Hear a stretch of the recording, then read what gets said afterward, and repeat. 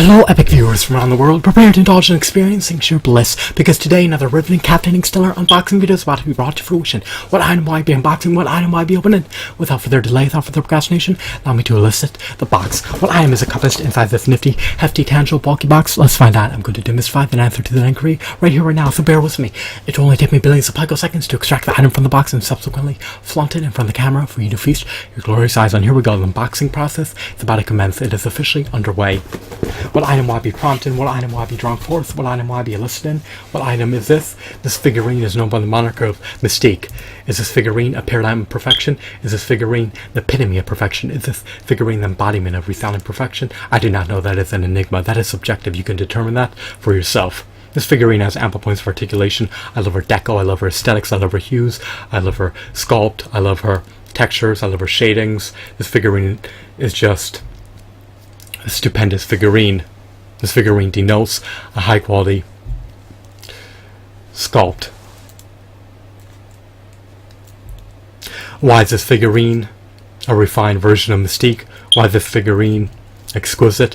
Why is this figurine elegant? Why is this figurine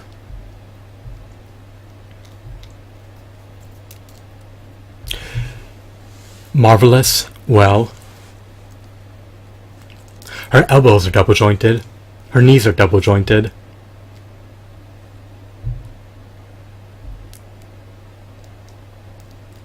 She has a diaphragm joint. She can rotate her head.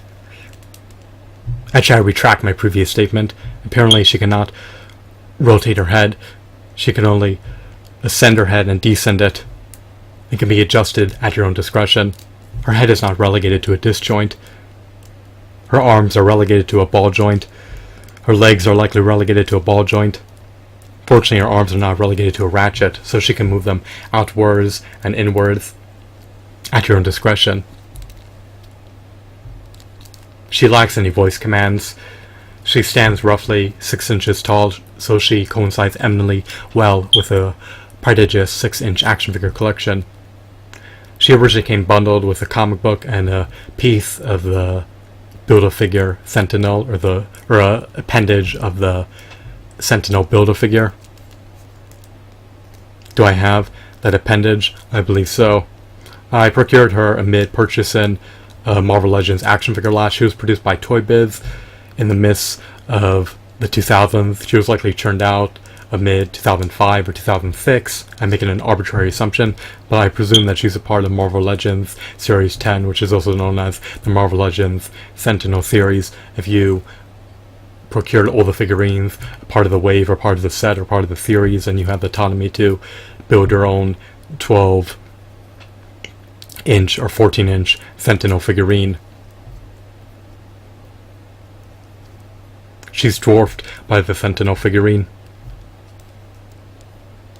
The Sentinel figurine towers over her. It's at least twice as tall. Her skirt is comprised of rubber. You can flap it around at your own discretion. I really don't want to fiddle with the joints. I don't want to tamper with them. I don't want to compromise their integrity. I love this figurine. She has at least 25 points of articulation. I would presume that she has closer to 32 points of articulation. Unlike most Toy Biz Marvel Legends figurines, she lacks toe articulation. She does, however, possess the ability to rotate her forearms at your own discretion. The rotation is finite. You have to rotate her forearms and her biceps as a totality. You can't rotate them separately. I thought you could, but I guess my arbitrary assumption was incorrect. But you can technically rotate her forearms as long as you're willing to rotate her biceps, but you can't rotate the forearms without rotating the biceps. They rotate together. Her utility belt cannot be removed. Her skirt cannot be removed. This figurine is relatively flimsy. Does she look anorexic? Does she look gaunt? Well, she's not very bulky.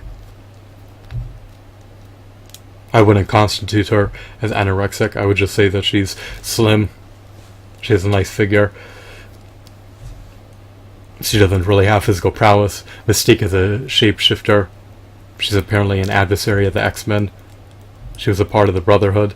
She has peg holes embedded in the bottom of her feet, so she can be mounted to a stand. So if you originally procured her for under $8 or for $8 plus tax, depending on which state you lived in, some states levy sales tax, others don't, you would have obtained a piece of the Sentinel, a comic book, and the figurine. Is just quite a stellar deal as a totality. Now, if you procure her via the second-hand market, you're going to have to concede to a staggering premium price, likely over $15. Is the figurine worth a premium price of over $15? That's subjective. In my humble opinion, in my objective opinion, in my analysis, I believe she is. Why? I'm an avid devout X-Men fan, but if you detest and disdain action figures, if the X-Men do not appease you, then this figurine may not appeal to your niche interests. However, if you love action figures, if you relish taking a gander at X-Men action figures, if you want to amplify your prodigious action figure collection,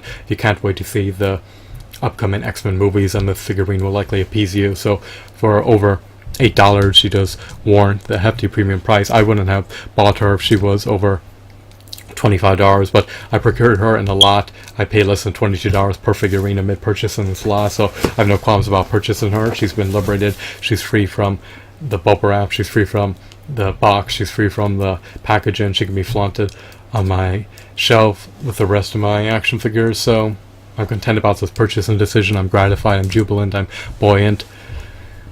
I hope that you found this video to be intriguing. Have a wonderful, marvelous day. Goodbye.